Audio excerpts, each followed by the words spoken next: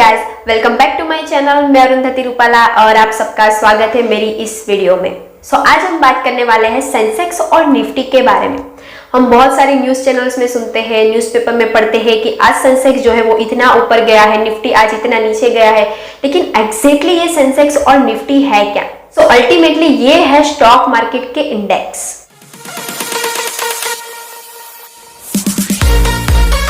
तो ये इंडेक्स क्या होते हैं? इंडेक्स जो है वो हमें दिखाते हैं चेंजेस, जैसे कि हमारी कंट्री में human development index, consumer price index, जो कि हमारी कंट्री के इन्फ्लेशन और डेवलपमेंट के चेंजेस दिखाते हैं। ऐसे ही स्टॉक मार्केट के चेंजेस को देखने के लिए और स्टॉक मार्केट को ट्रैक करने के लिए स्टॉक मार्केट के इंडेक्स यूज किए जाते हैं, जिसमें सेंसेक्स और निफ्टी जो है वो स्टॉक मार्केट के दो मेन इंडेक्स कहे जाते हैं। तो अब ये इंडेक्स बनाए कैसे जाते हैं और इसे यूज कैसे किया जाता है, इसके बारे में आज हम बात करने वाले हैं इस वीडियो में। स्टॉक मार्केट में इतनी सारी कंपनीज लिस्टेड है, तो हम सब कंपनी को एक साथ ट्रैक नहीं कर सकते और स्टॉक मार्केट का हाल भी नहीं जान सकते। तो इसीलिए स्टॉक मार्केट के अलग अलग सेक्टर से कुछ टॉप कंपनीज को सिलेक्ट किया जाता है और उसके मार्केट कैप के हिसाब से एवरेज निकालकर इंडेक्स बनाए जाते हैं। तो हम इसे एक अच्छे से एग्जाम्पल के साथ समझते हैं, जहां पर हम बीएसई का सेंसेक्स इंडेक्स कैसे निकाला जाता है, मैं आपको यहाँ पर वो एक सिंपल एग्जाम्पल के साथ बताऊंगी। तो हमें यहाँ पर सबसे पहले ये समझना होगा कि ये मार्केट कैपिटलाइजेशन क्या है। मार्केट कैपिटलाइजेशन यानी कि कंपनी के जो total number of outstanding shares है उनको मल्टीप्लाई किया जाता है current market price of the shares से। मान लो कि एक कंपनी के टोटल 200 शेयर्स है और उसकी मार्केट प्राइस 10 रुपीज चल रही है, तो उसके मार्केट कैप हो जाएगी 2003 से पहले सेंसेक्स जो है वो टोटल मार्केट कैपिटलाइजेशन से कैलकुलेट होता था, लेकिन after 2003 Sensex free float market capitalisation से कैलकुलेट होता है। तो हम यहाँ पर ये समझेंगे कि फ्री फ्लोट मार्केट कैपिटलाइजेशन होता क्या है। जब कंपनी मार्केट में लिस्टेड होती है तो वो अपने 100% शेयर्स को इश्यू कर सकती है, लेकिन वो करती नहीं है।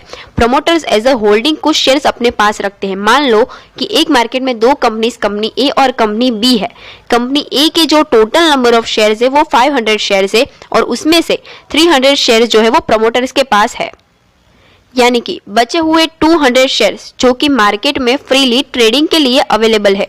और मान लो कि अगर उस शेयर्स की जो प्राइस है करंट 10 रुपीज चल रही है, तो कंपनी ए की जो फ्री फ्लोट मार्केट कैपिटलाइजेशन है वो 2000 हो जाएगी।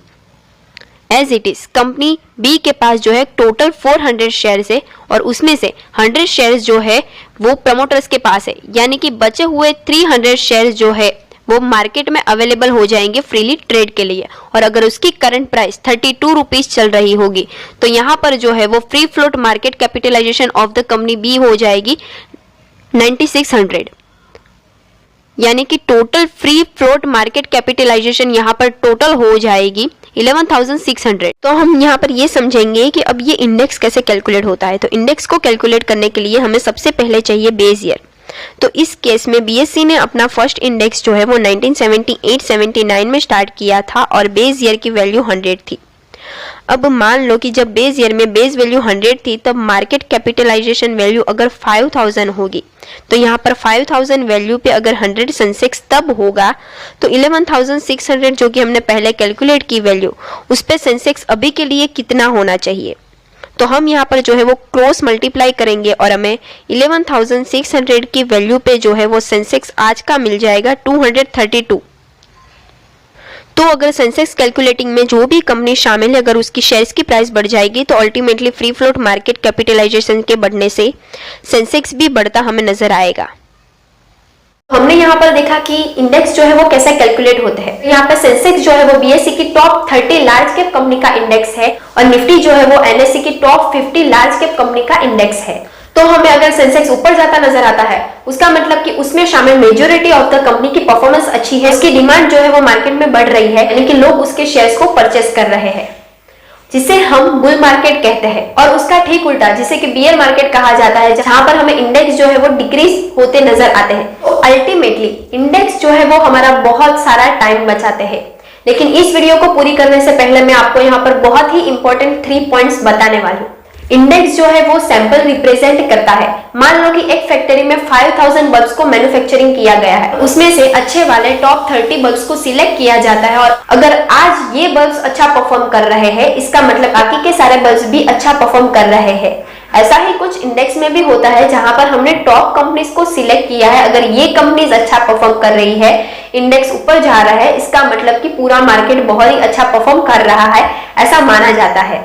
उसके बाद सेकेंड पॉइंट ये आता है कि हमने तो पहले से ही बहुत अच्छी कंपनीज को ही सिलेक्ट करके इंडेक्स में चुना है। अगर कोई कंपनी अच्छा परफॉर्म नहीं करती है तो उसे इंडेक्स में से निकाल दिया जाता है। तो अगर अच्छी और टॉप कंपनीज ही अगर इंडेक्स में है, कंपनीज अच्छा परफॉर्म करेगी, शेयर की प्राइस भी बढ़ेगी और इंडेक्स भी ऊपर जाएगा। उसके बाद थर्ड पॉइंट ये आता है कि जब तक कंपनी को निफ्टी और सेंसेक्स में इंक्लूड किया जाता है तब तक वो कंपनी की प्राइस बढ़ चुकी होती है, उसके शेयर्स ओवरवैल्यूड हो चुके होते हैं, यानी कि कंपनी ओवरवैल्यू हो चुकी होती है। हमारे लिए एक इंटरेस्टिंग फैक्ट ये बन जाता है कि हमें ही एनालिसिस करना पड़ेगा कि कौन सी कंपनी आगे जाके बहुत ही अच्छा परफॉर्म करेगी फ्यूचर में, और वो जो है वो सेंसेक्स और निफ्टी में शामिल हो सकती है। तो आज का वीडियो बस इतना ही, बाकी की चर्चा हम अगले वीडियो में करेंगे। Thank you so much.